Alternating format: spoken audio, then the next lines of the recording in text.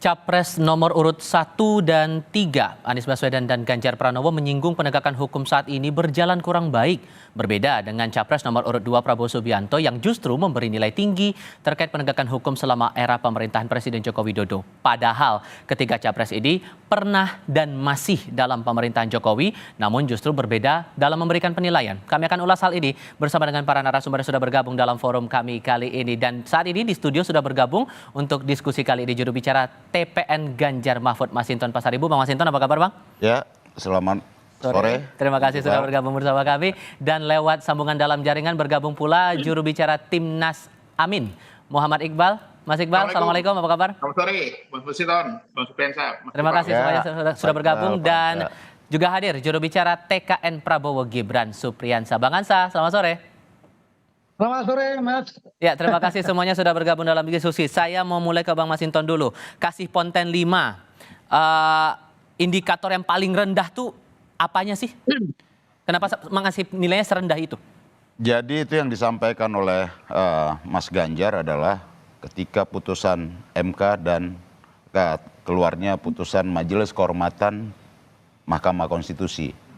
Ya, kita tahu bahwa publik ya melihat bahwa itu ada rekayasa dan putusan Majelis Kehormatan Mahkamah Konstitusi itu jelas menyampaikan adanya membuka ruang intervensi pihak luar terhadap putusan itu. Nah, itu yang membuat persepsi publik ya terhadap penilaian penegakan hukum itu ya kemudian seketika tuh ambrol. Gitu. Jadi dalam proses 5 tahun periode Presiden Jokowi itu gara-gara satu kejadian itu jadi rusak semuanya? Iya, tentu publik kan melihat proses perjalanan ini, ya. Kemudian dari beberapa kasus hukum gitu ya. Kemudian apa yang terjadi dalam institusi penegak hukum, itu kan publik melihat, Pak. Bagaimana hukum itu, ya, maka selalu ada adagium yang menyampaikan ya, kok ini hukumnya tajamnya ke bawah aja, ke atas agak tumpul. Nah, kemudian Prof. Mahfud juga menyampaikan bagaimana ya masyarakat ya khususnya di luar Jawa, daerah-daerah Indonesia lainnya itu mengalami situasi ketidakadilan ya, apalagi terkait itu sumber-sumber daya kekayaan alam kita di mana ada itu pasti ada ketimpangan, ada ketidakadilan dan ada penguasaan-penguasaan lahan baik itu secara legal maupun ilegal ya yang itu melahirkan satu bentuk ketidakadilan. Nah, jadi saya rasa ya apapun itu, sepahit apapun, kondisi hari ini kan harus kita sampaikan. Agar ini menjadi konsen kita bersama. Karena kalau persoalan hukum ini bisa kita urai, kita bisa menghadirkan keadilan di tengah-tengah masyarakat, separuh dari persoalan Indonesia ini bisa terurai. Kalau penegakan hukumnya kita bikin benar, sistem hukumnya juga dibikin benar. Itu poinnya, kita tahan di situ. Kalau dari Timnas Amin sendiri nih Mas Iqbal, dari skala 1 sampai 10 kasih nilai berapa nih? Ya nggak 5 lah, tapi 6 lah. Kenapa? Yang rendah apa? Dan faktor yang mendukung itu kenapa? Ya overall saya kira bukan hanya masalah MK ya, tetapi sejak lama kami menyuarakan bahwa di pemerintahan Pak Jokowi ini ada 3 poin penting tentang penilaian terkait dengan hukum. Yang pertama, indeks demokrasi kita menurun. Yang kedua, indeks persepsi korupsi kita menurun. Yang ketiga adalah indeks kebebasan pers. Jadi kami melihat bahwa di era Pak Jokowi ini, yang mohon maaf nih, kebetulan Menko-nya Pak Mahfud juga nih Bang Masinton. Ya, ini terjadi penurunan dan ini kan bukan hanya penilaian lembaga-lembaga internasional, tetapi juga persepsi masyarakat. Sudah lama aktivis menyuarakan bagaimana aktivis yang diancam. Ya, saya sendiri mendengarkan langsung tuh seorang menteri yang mengatakan melaporkan seorang aktivis buruh, lalu jadi tersangka dan akhirnya bebas gitu ya, Jumhur Hidayat. Kemudian ada Ruslan Buton. Ya, Ruslan Buton itu dia hanya menyuarakan via WA, kritis gitu loh. Ditangkap dari Mabes Polri naik pesawat khusus, bayangin coba.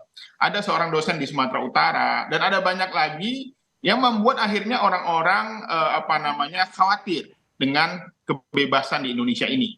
Dan ini menjadi salah satu poin catatan penting bagi kami, bagaimana indeks demokrasi ini kita ke depan akan meningkat.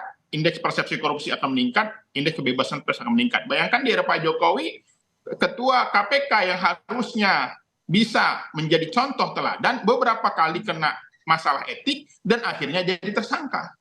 Dan itu tentu saja menjadi presiden buruk. Jadi bagi kami ini semua perlu perubahan. Jadi nggak salah.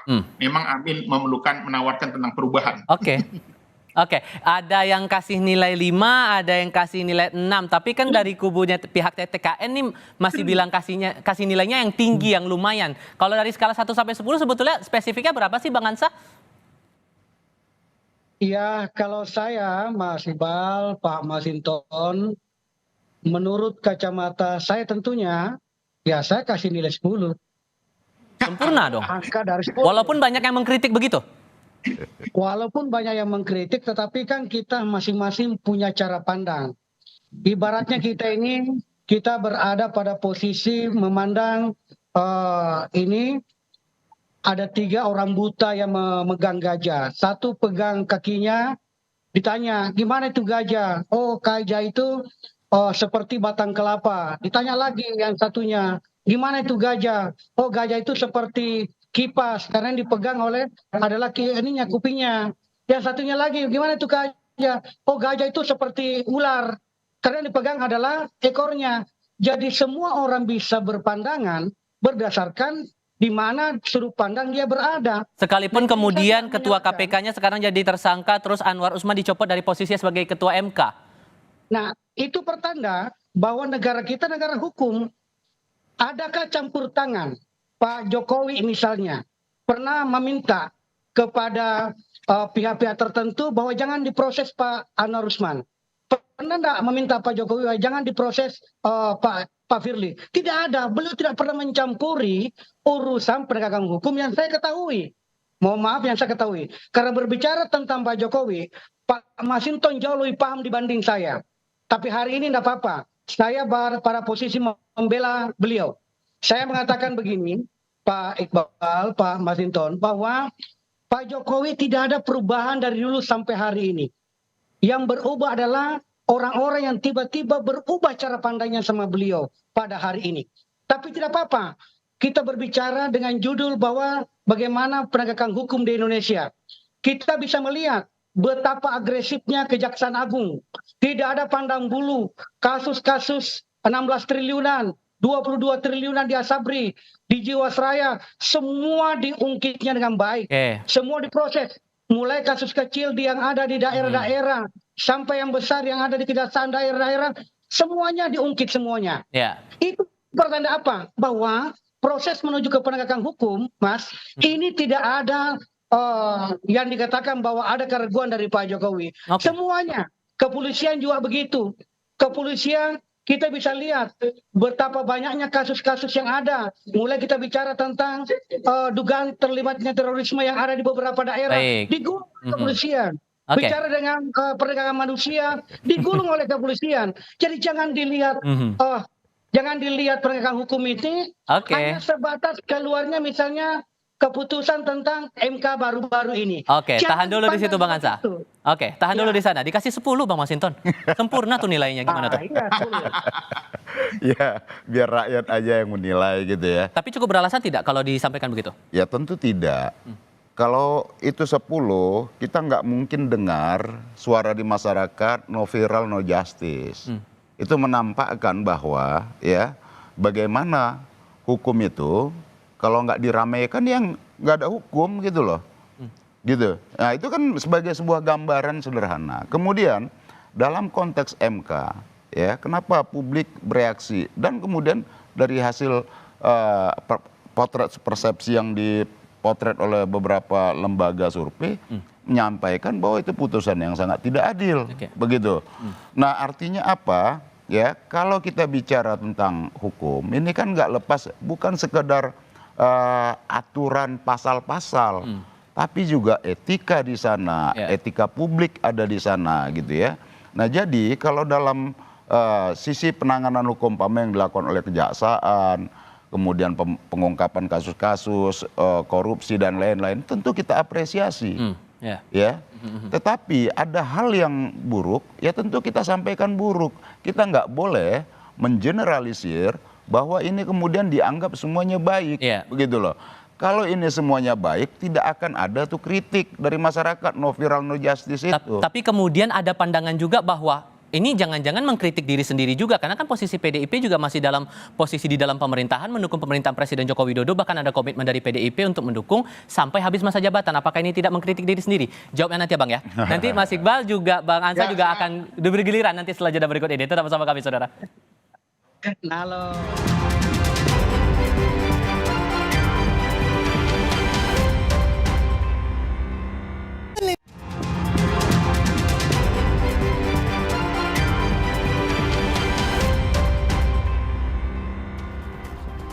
Ganjar kan memberikan nilai 5 untuk Presiden Jokowi, tapi ada pandangan juga nih Bang Masinton dari tenaga ahli utama KSP Johannes Joko bilang ini seperti otokritik karena kan posisinya Ganjar masih dari bagian pemerintahan, PDIP masih dari bagian pemerintah. Gimana tuh? Ya memang harus ada kritik dan otokritik kan.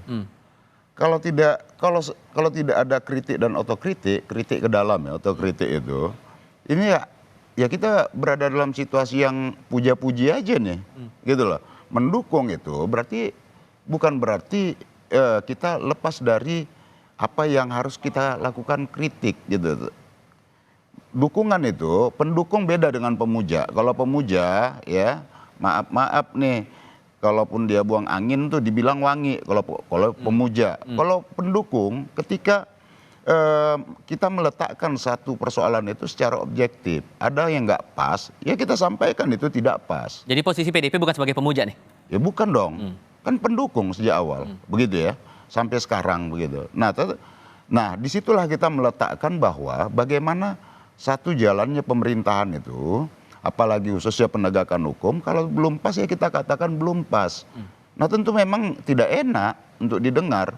Saya berkali-kali itu menyampaikan kritik apa segala macam terkait tugas saya sebagai anggota DPR.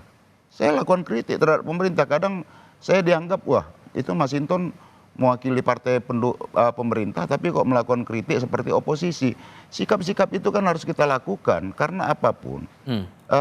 Kita kan nggak boleh mendiamkan ya apa yang menjadi kritik publik itu. Kalau kita diamkan semua, ini landai semua, seakan-akan ini berjalan normal, ini akan berada dalam titik yang menurut saya kesannya seakan-akan baik, ya, tapi dia seperti bara dalam sekam. Kapan ada letupan, dia akan jadi api. Ditambah lagi kalau dari pandangannya Mas Anies Baswedan nih, Mas Iqbal, disebutnya harusnya negara Indonesia ini jadi negara hukum, bukan negara kekuasaan. Gimana tuh? Ya kan benih-benihnya sudah mulai kelihatan ya semenjak putusan MK, dan memang kami sudah menyuarakan ini. Makanya yang ditawarkan Mas Anies ya dalam konteks pemilu ini adalah bagaimana kita memiliki agenda pemilihan demokrasi namanya. Mewujudkan hukum yang adil, transparan, mengayomi, memberantas korupsi, kolusi, nepotisme, dan menjamin kebebasan berekspresi. Karena apa? Karena saat ini bukan hanya suara para politisi, tapi juga suara netizen. Bagaimana sebutan negeri Wakanda dan Konoha itu kan sebuah satir yang tentu saja, dan itu dilakukan oleh anak muda. Anak muda saja sudah mulai ketakutan gitu. Untuk itu kami masih banyak sekali di era pemerintahan Pak Jokowi ini mempertanyakan kasus KM50. Bagi kami sampai sekarang tidak clear, walaupun secara hukumnya orang menganggap clear, tapi bagi kami itu masih belum berkeadilan. Ada banyak lagi kasus-kasus, contoh misalnya proyek strategis nasional. Sepanjang pemerintahan Pak Jokowi kami mencatat 73 konflik agraria. Ya, dan ini akan menjadi ledakan-ledakan lainnya, Rempang, Wadas, dan lain-lain. Jadi kami melihat bahwa memang setuju dengan Bang Masinton, tetapi memang saya melihat Pak Mahfudnya jadi kejepit ini Bang Masinton. Karena Menteri Hukumnya duanya dari PDI, ada Pak Menko Polhukam, ada Menkumham. Jadi bisa saya jelasin? Boleh. Jadi kami melihat memang sebaiknya ya kalau memang tidak benar, tidak baik, ya sebaiknya berada di luar aja lah bersama kami. Oke, Bang Masinton mau nanggapin? Ya, jadi kalau terkait Menko itu kan tugasnya sinkronis, melakukan sinkronisasi dan memberikan panduan kebijakan apa segala macam. Dia tidak implementatif operasional begitu, ya. Nah tentu Menko juga punya kewenangan yang terbatas. Dia tidak mungkin menugaskan personel polisi harus ini, personel jaksa harus ini, kan enggak. Nah Menko dalam aspek kebijakan dia mengkoordinasi dan melakukan sinergi antar lembaga dan kemudian memberikan tugas-tugas koordinasi tadi itu. Makanya berbeda tadi. Sebenarnya kewenangan yang sangat terbatas karena itu langsung institusi-institusi penegak hukum itu. Oke. Soal tadi sempat disinggung juga sama Bang Masinton masalah bukan pemuja. Nih, saya lempar ke Bang Ansa. Bang Ansa yang ngasih nilai 10 buat pemerintahan Presiden Joko Widodo. Itu nggak berlebihan nanti dibilang kalau nanti ujung-ujungnya dibilang sebagai pemuja Presiden Jokowi dan yang lain-lain begitu?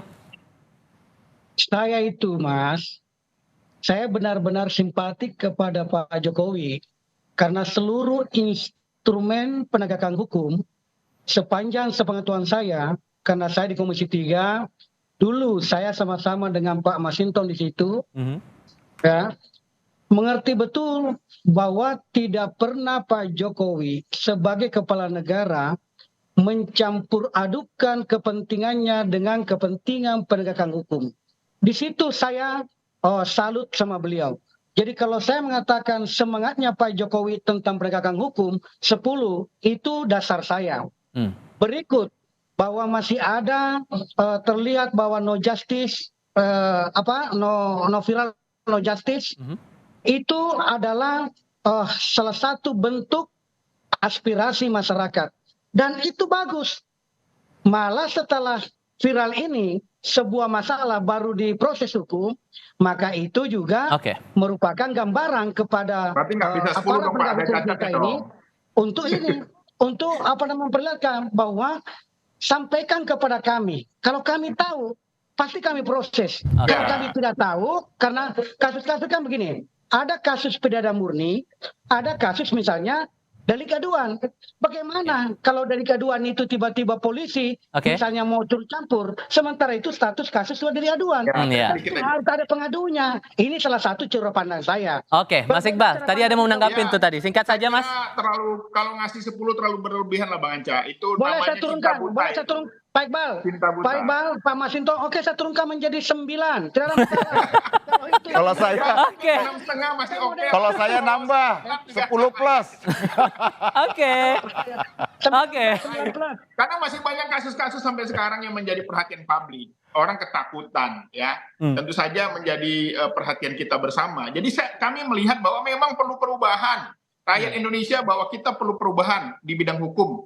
Di mana kebebasan itu akan kita ambil kembali. Oke, penilaian ini bakal kita lihat nanti Saya setuju Mas Iqbal. Singkat saja Bang Ansa, singkat saja. Penegakan hukum memang masih banyak yang mau diperbaiki. Itulah semangatnya. Maka semakin hari nanti ke depan ini melahirkan pemimpin-pemimpin yang pro terhadap penegakan hukum yang lebih bagus. Tentu kita sama Pak Iqbal, Pak Masinton, saya, dan seluruh teman-teman yang lain, kita duduk bareng lagi. Masih ada waktu untuk memperbaiki nilai itu bagi yang lain-lain yang belum memberikan nilai sempurna untuk pemerintahan Presiden Joko Widodo ini. Bersama Ganjar dan Prof Mahfud punya pengalaman. Tahan dulu. Nanti pas kampanye. Terima kasih Bang Masinton sudah hadir dalam diskusi. Terima kasih Mas Iqbal, terima kasih juga Bang Ansa. Selamat sore semuanya.